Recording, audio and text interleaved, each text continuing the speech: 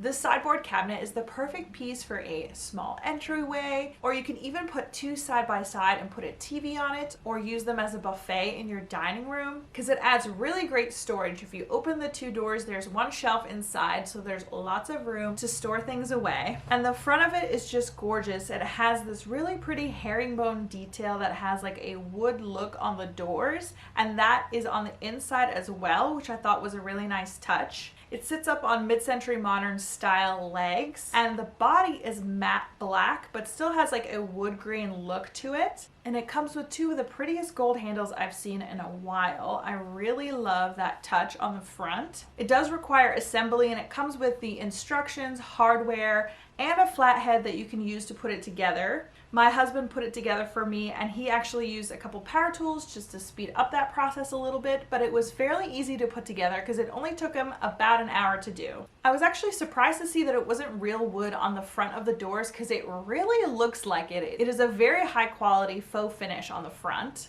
And overall, it is just so sleek and modern looking. It's definitely going to add a lot of style to any space you use it in.